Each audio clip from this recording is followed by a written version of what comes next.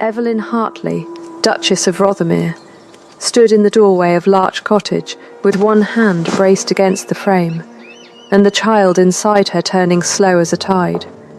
And she did not scream. She did not weep.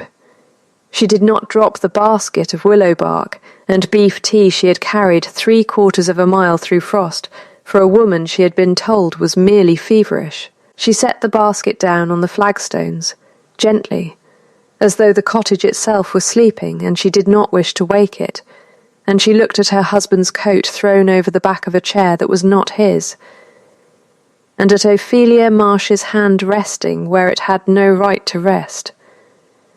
And she said only, "I see," and turned, and walked home through the cold with her skirts gathering frost at the hem. By the time she reached Rothermere Hall, she had already decided what would happen next.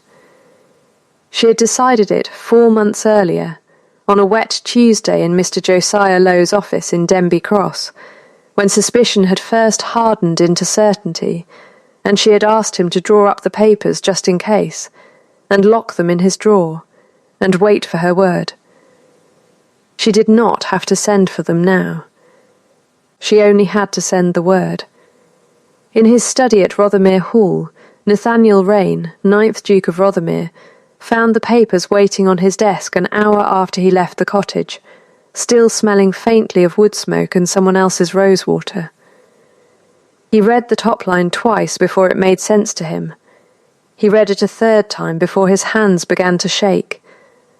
Not violently, not the way a man shakes in a temper, but the particular tremor of a man who has just understood that the flaw he assumed was permanent was in fact a courtesy someone else had been extending to him all along. By morning she would be gone to her mother's old house at Hartley Chase, and he would spend the better part of a year learning what he had called, in a careless sentence to his cousin 18 months before, merely useful. The spring of 1819 had come to Denby Cross the way it always did, indifferent to what it found waiting for it. New lambs, old debts, a young duke recently returned from London with a bride nobody in the county had expected him to choose. Evelyn Hartley had not been chosen for her face, though she was not plain, nor for her fortune, though there had been enough of one left after her father's death to settle the marriage cleanly. She had been chosen because her father, before the fever took him, had spent 30 years teaching her to read a ledger the way other girls were taught to read music, and because the old Duke, Reginald Raine, had died leaving Rothermere's accounts in the kind of disorder that took a particular mind to unknot, and because Nathaniel, newly titled and entirely unwilling to be managed by anyone who might expect to be loved for it, had wanted a wife who would ask him for very little. She gave him exactly that. For 2 years she ran his house, corrected his steward's arithmetic without ever being asked, corresponded with his tenants when he could not be troubled to, and carried herself through county dinners with a composure people mistook for coldness, because they had never seen what it cost to produce it. She was, by any honest accounting, the reason Rothermere's rents came in on time and its roofs did not leak. Nathaniel knew this the way a man knows the weather is fair, gratefully, absently, without once considering that the weather might prefer to be thanked. She had overheard the sentence that named her 7 months into the marriage, through a half-open door, in his cousin Silas Rook's flat, unbothered voice, asking whether he did not find it dull, marrying a woman for her arithmetic. Nathaniel's answer had come without hesitation. "She is not a woman I love," he'd said. "She is a woman I require. There is a difference, and it suits us both." She had not told him she'd heard it. She had gone back to the account books that evening and found, for the first time in her marriage, that her hand was not quite steady on the pen. She had written the sentence into no ledger. She had simply begun, from that night, to keep a private accounting of her own, of what was owed her, and by whom, and in what coin it might eventually be paid.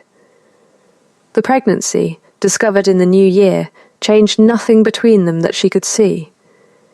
He asked after her health at breakfast, with the same flat courtesy he asked after the weather.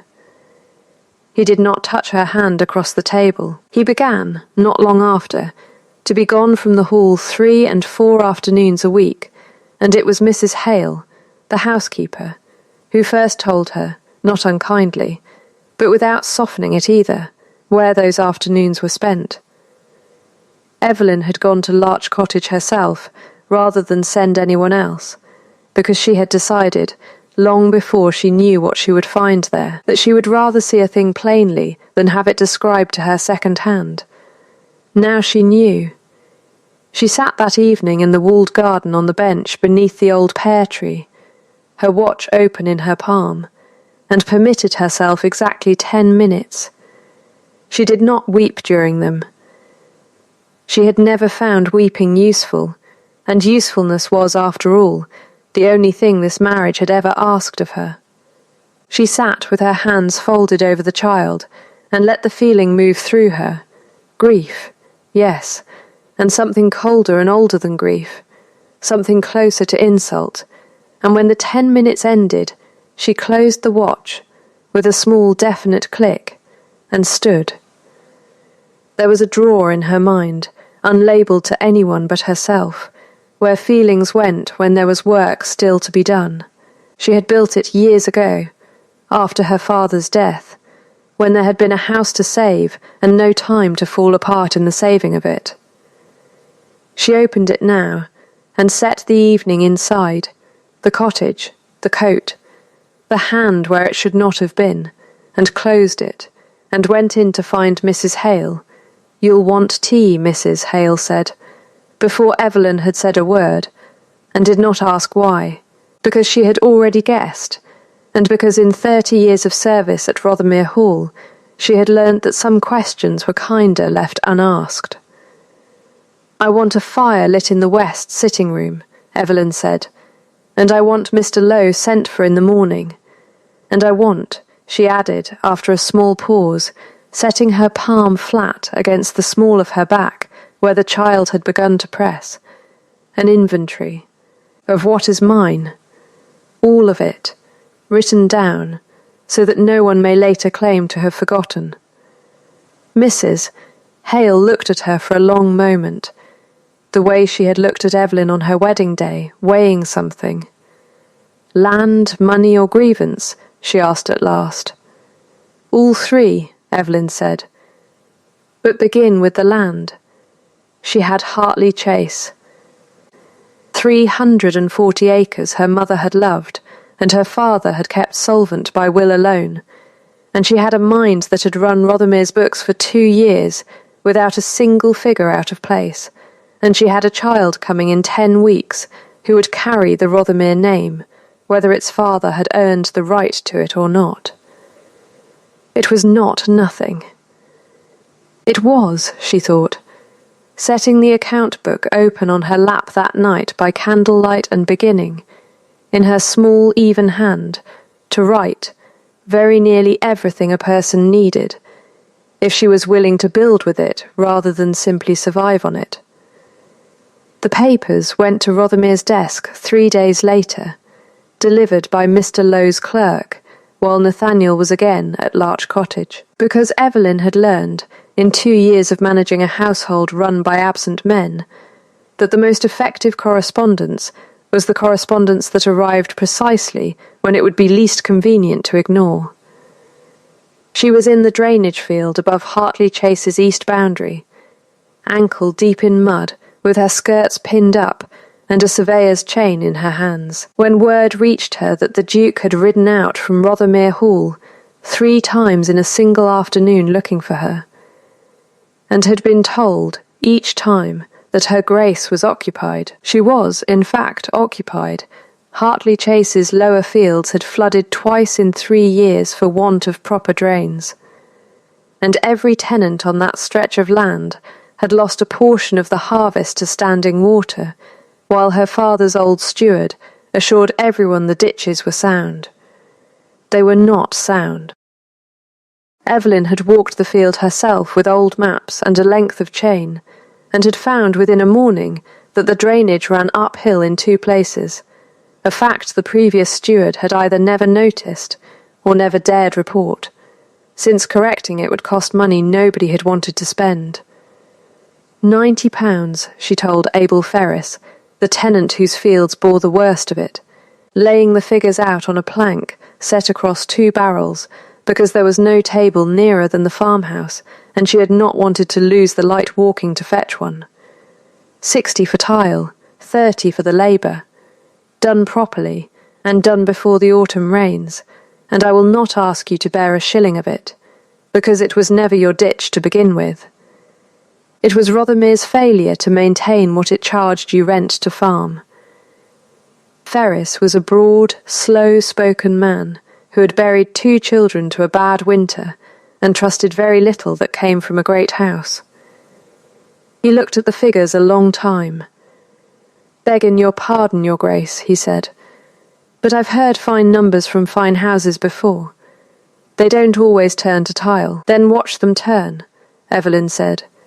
They turned. She hired the drainman herself, out of Hartley Chase's own accounts, rather than waiting on Rothermere's approval, and she walked the field twice a week in her boots and her plain wool cloak to see the work done properly, and by the end of 3 weeks the water that had stood ankle-deep in Ferris's lower field for 3 summers ran clean and fast into the culvert where it belonged. Ferris did not thank her in words. He sent, the following market day, a basket of his wife's early plums to the kitchen at Hartley Chase, with no note attached, which Mrs. Hale, when she heard of it, pronounced the equivalent of a knighthood.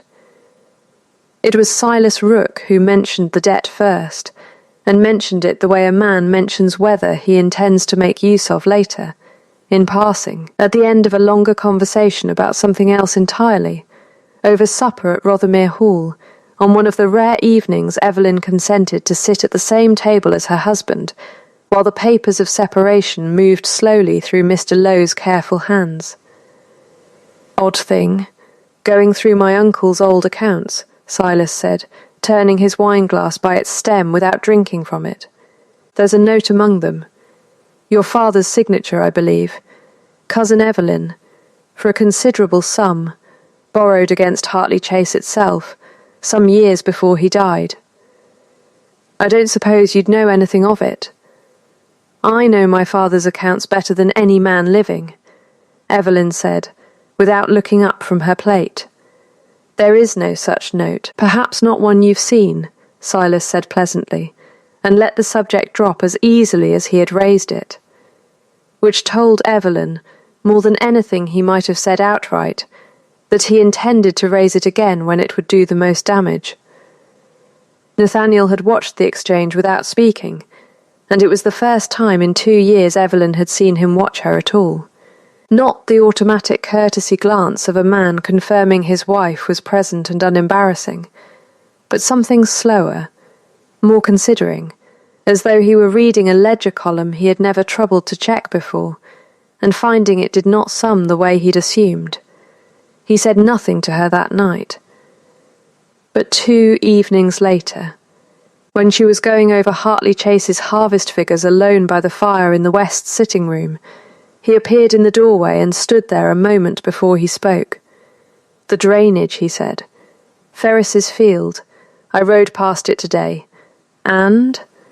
It's dry," he said, as though this were a fact requiring some effort to accept. "It hasn't been dry in 3 years. "No," Evelyn agreed, not looking up from the page. "It hasn't." He did not sit. He did not stay long. But it was, she noted, marking it in her private accounting the way she marked everything now.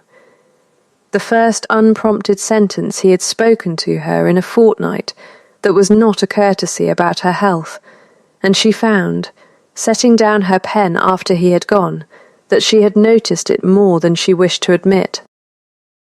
The second trial came a month later, when the parish overseers proposed cutting the wages of Rothermere's harvest labourers from 14 shillings a week to 9, on the grounds that the estate's finances were, in the confusion of the separation proceedings, uncertain, and economies must be found somewhere.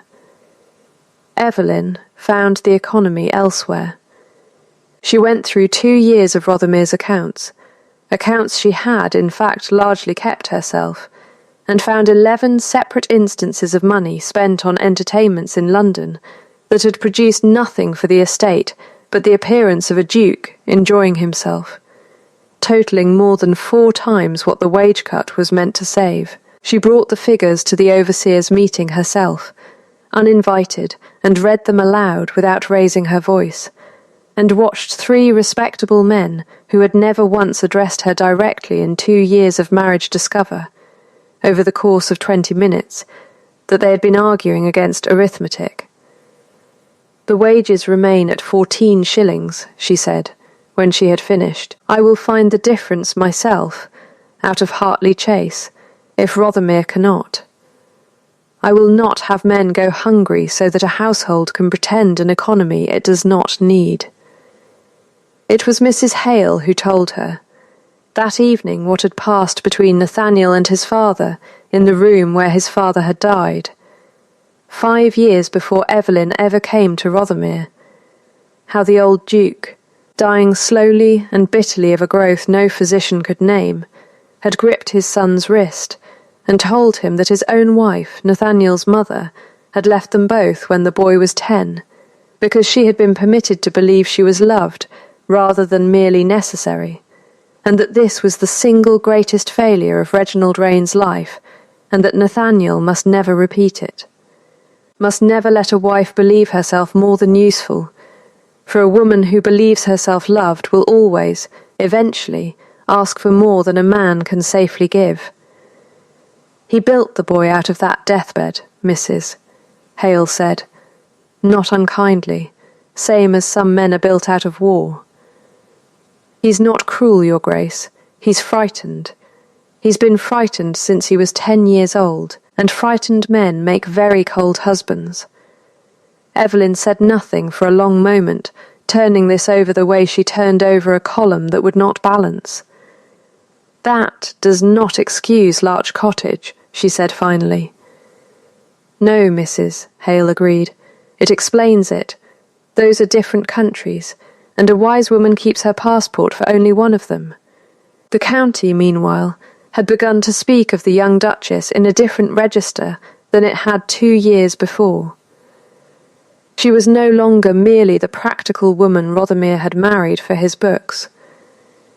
She was the woman who had dried Ferris's field in 3 weeks, when the old steward had let it flood for 3 years. She was the woman who had stood before the overseers with a ledger instead of a fainting fit, and won. Mrs. Grantley at the draper's shop in Denby Cross was heard to remark that her Grace had more sense in her account book than most men had in their whole heads, and though the remark was not meant to travel, it did, the way most things in a small county eventually do, the way water moves downhill, finding every low place there is to find. It was Ophelia Marsh who was dismissed first, though not by Evelyn, and not in the manner the county half expected. Nathaniel rode to Larch Cottage on a grey morning in late July, and did not stay the length of even 1 cup of tea. He told her plainly that the arrangement was ended, that she would want for nothing, a settlement sufficient to establish her comfortably elsewhere, her choice of town, but that Larch Cottage would be let to a new tenant by Michaelmas. Ophelia did not weep either, though for different reasons than Evelyn's. "You never loved either of us," she said, not as an accusation so much as an observation arrived at slowly and finally believed. "You loved not having to." He had no answer for that. He rode back to Rothermere Hall in silence, and did not speak of it to anyone. But Mrs. Hale reported, with the flat satisfaction of a woman confirming a long-held suspicion, that His Grace had gone straight to the old west wing that evening and unlocked, for the first time in 15 years, the sitting room that had belonged to his mother. He found Evelyn there 2 days later, not by design, but because she had heard the door was unsealed, and had gone, out of the same forensic curiosity that ran every other part of her, to see what a man kept locked away for 15 years. Dust sheets, a writing desk, a miniature portrait of a woman with Nathaniel's same guarded eyes. I used to think if I never opened it, he said from the doorway, I could never be disappointed by what was inside. And now? Now I find it was only a room, he said. Dust doesn't keep anyone out. It only keeps things from being looked at. He crossed to where she stood and, after a moment that stretched long enough for her to notice she was holding still, took the household keys from the hook where they had hung, unused by him since the day the papers reached his desk, and pressed them into her hand. These have always been yours in practice, he said. I should like them to be yours in fact. All of it, the strongbox, the tenant accounts, the study itself. I am asking you to run what you have already been running, only now with my name on the authorization instead of standing between you and it. Evelyn looked down at the iron ring, worn smooth in places by 2 years of her own hands. That is not an apology, she said. No, he agreed. It isn't. I have not asked for management, Nathaniel. I have had management for 2 years, and it cost me nothing, and taught me nothing about whether you saw me at all. If you want to say something to me, say it plainly, and say it once, and do not dress it as a set of keys. He was quiet a moment. Started again. I do not know how to do it any other way yet, he said finally. I have spent 30 years being taught that wanting a person allowed is how you lose them. I don't ask you to forgive that tonight. I ask you to let me show you, instead of telling you, and to judge me by the showing. Show me then, Evelyn said. Not tonight, not with words, over time, and where I can watch it, the way I watch everything else that matters to this estate. All right, he said.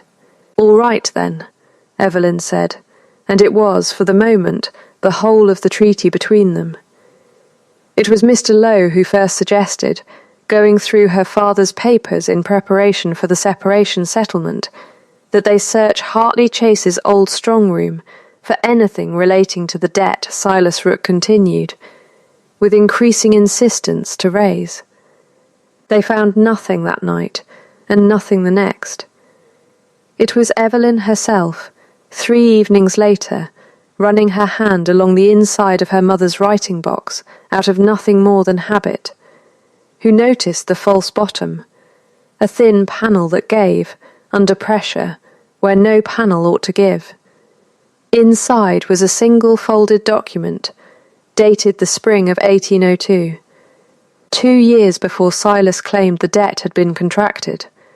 It was a deed of trust, drawn up by her mother, Margaret Hartley, in her own hand, and witnessed by a solicitor long since dead, conveying Hartley Chase irrevocably into trust for Evelyn's sole benefit, unreachable by any creditor of her father's, present or future. Pinned to the deed in her mother's small definite hand was a single line, "Being needed is not the same as being loved. I could not always give your father the second. I made certain, at least, that no one could ever take the first away from you." Evelyn sat a long time with the paper in her lap, the candle burning low, and did not open the drawer marked later.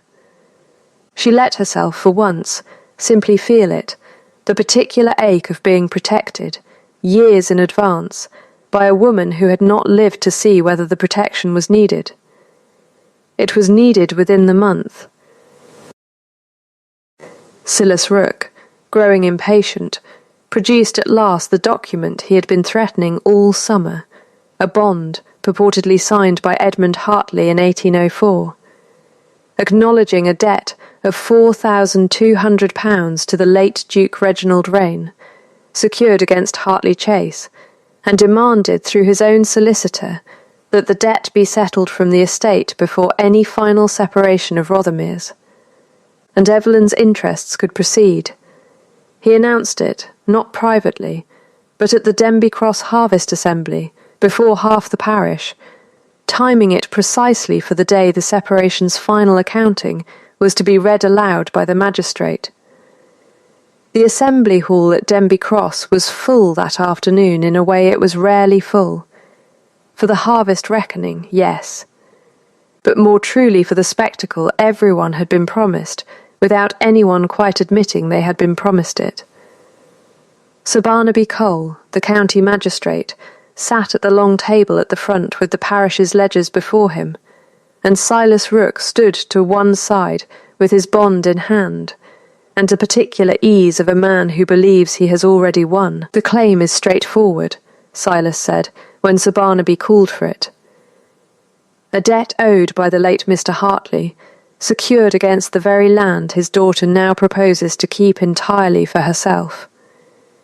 I do not raise this happily. I raise it because it is owed." Evelyn rose. She did not raise her voice. She had learned, across 2 years of overseer meetings and drainage disputes and a marriage conducted largely in the register of other people's assumptions, that a raised voice was very often mistaken for the truth, and a level one was very often mistaken for weakness, and that the second mistake was easier to correct. "May I see the bond, Sir Barnaby?"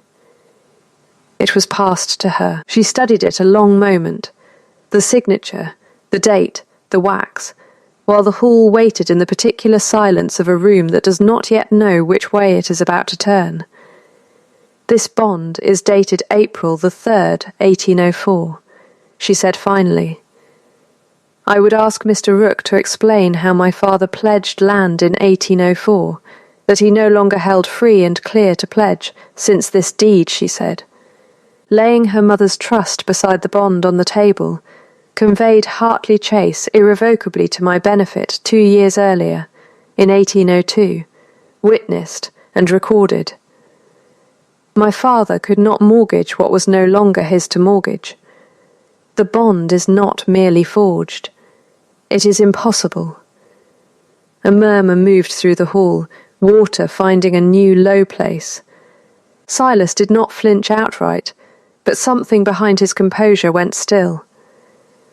Deeds are misplaced. Dates are misremembered.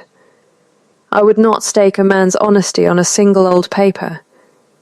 "Then, stake it on 2, Evelyn said, and nodded to Mr. Lowe, who rose with a second document, a bank clerk's sworn statement establishing that the paper stock on which the bond was written bore a watermark not manufactured before 1811, 7 years after the debt it claimed to record.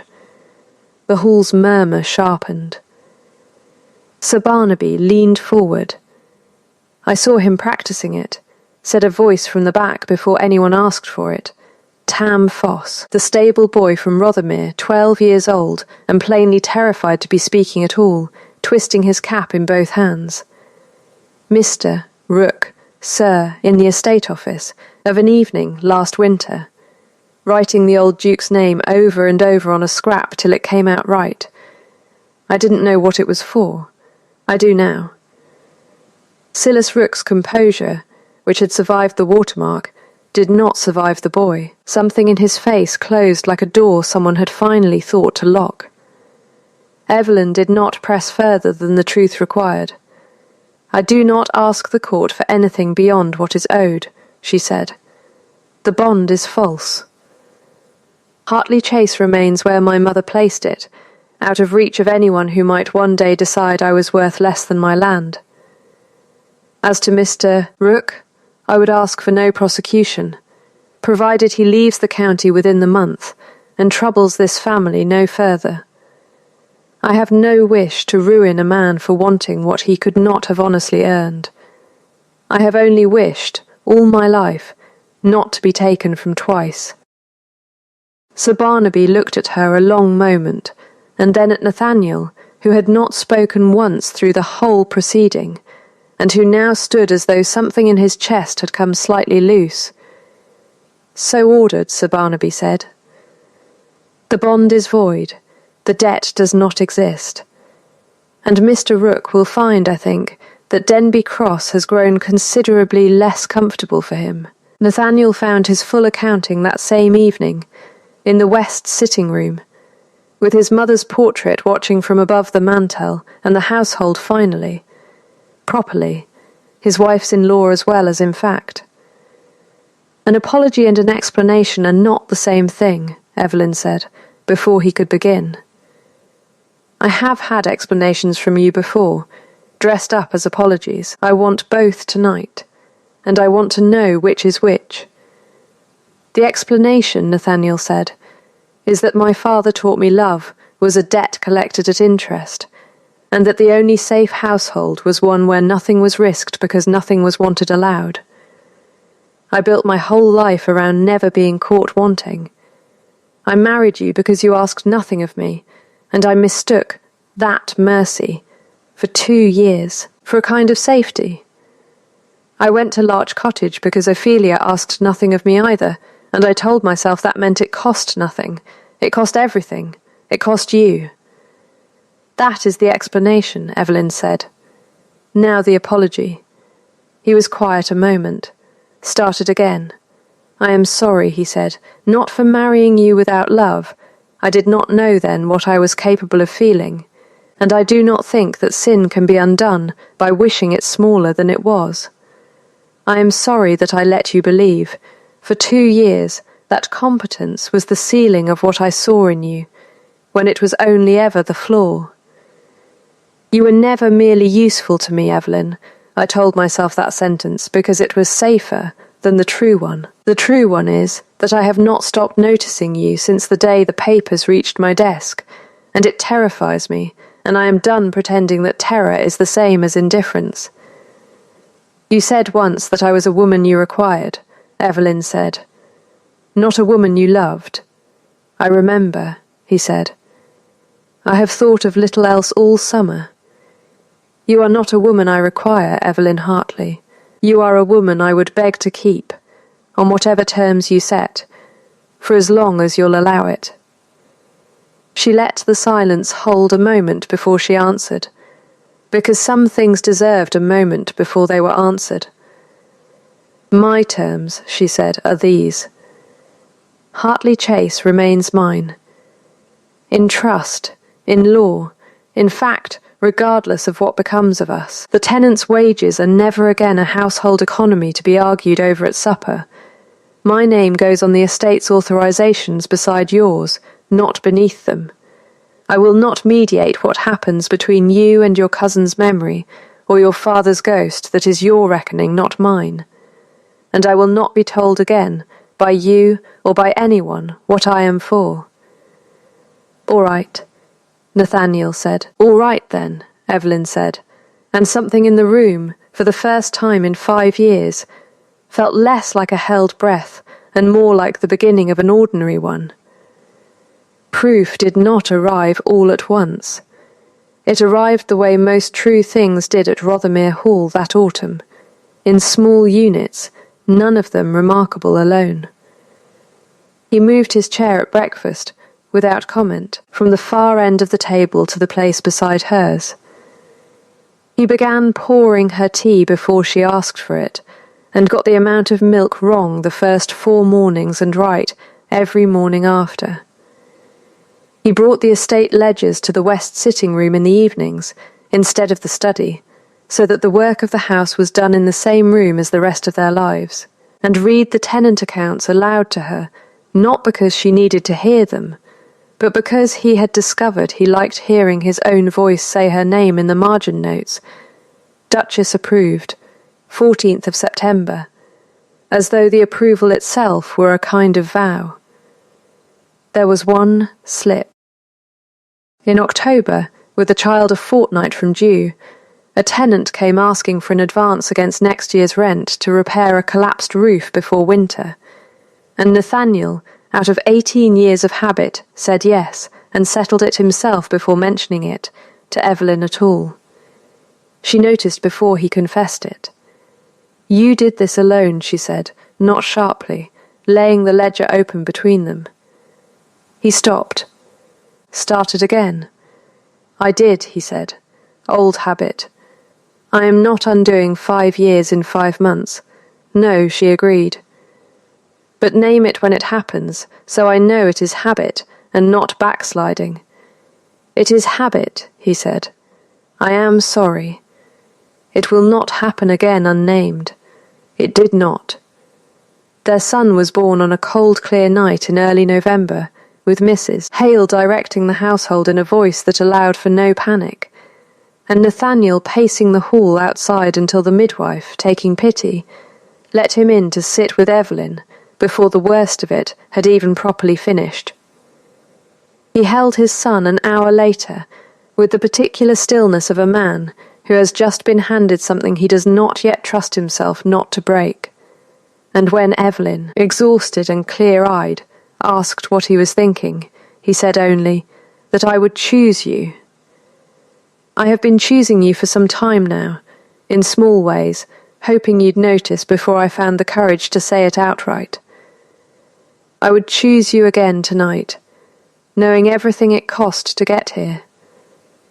That is not the bare 3 words, Evelyn said, half a laugh in it, the first real one he had heard from her since the spring. No, he agreed. I find I trust the longer sentence more. It's harder to say by accident. They named the boy Edmund for her father, and Mrs. Hale pronounced him, on first inspection, to have his mother's eyes and, mercifully, none of his Uncle Silas's chin, which she delivered with such flat certainty that even the midwife laughed. 2 years passed the way years do at a working estate, in seasons rather than dates, in harvests rather than headlines. Silas Rook had gone north to a distant cousin's smaller property, where it was said he managed accounts honestly now, chastened by a fall. No one in Denby Cross much mourned. Ophelia Marsh had married a wool merchant in Bath the following spring, and wrote to Evelyn once a year, brief and courteous letters that asked after the boy, and said nothing of the past, which both women understood to be its own kind of grace. Tam Foss, whose honesty had undone a forger before a full county hall, was apprenticed properly to the estate's steward that same autumn, and by the second harvest was keeping half of Hartley Chase's accounts himself. In a hand Evelyn had taught him letter by letter on winter evenings. Fair wages were posted now at the start of every harvest, not negotiated fresh each year against whatever economy someone had decided the house required. A school had opened in the old dower cottage at Hartley Chase, for tenant children of either land, funded from Evelyn's own trust and named, at Mrs. Hale's insistence and over Evelyn's mild protest, the Margaret Hartley School, so that her mother's hand, dead 19 years, still opened doors for children who would never know her name otherwise. The household keys hung now by the kitchen door in 2 matched rings instead of 1 Evelyn's, worn smooth from years of use, and a second set Nathaniel had commissioned and carried himself, not because he ran the house day to day, but because he had asked, that first autumn, to be trusted with a share of its keeping rather than merely its ownership, and she had at last let him earn it. I reckon, Nathaniel said one evening, watching Edmund toddle determinedly across the west sitting-room toward a dog too patient to mind being climbed on, that's the first sound investment my father ever made without meaning to. Marrying me to a woman who could actually read a ledger. You reckon, Evelyn repeated, amused despite herself, because 2 years of tenant suppers and drainage disputes had worn certain rough words smooth in his mouth, the way the county wore them smooth in everyone's. I reckon, he said again, and did not correct himself, and she understood it for what it was, not a slip of grammar, but a man who had finally stopped performing a class of coldness he had never actually wanted, in a house that had, at last, stopped holding its breath. She had stopped asking to be seen somewhere in the second year of that long construction, not because she had given up on it, but because she had made herself, quietly, methodically, out of ledgers and drained fields and a mother's hidden trust, entirely impossible not to see. Being needed had never been the same as being loved. She knew that still, and would teach her son the difference the way her mother had taught her. But she had learned, in the years it took to build a life too solid to be devalued twice, that a person could be both needed and loved at once, and that the rarity of it was not a reason to distrust it when it finally, carefully, arrived, not because the wound had healed without a mark, not because the county had forgotten what it once whispered about the Duke and his cottage, but because she had made her worth a fact rather than a hope, entered in her own hand, in her own book, and no one, not a husband, not a cousin, not a forged and dated lie, could ever again cross it out.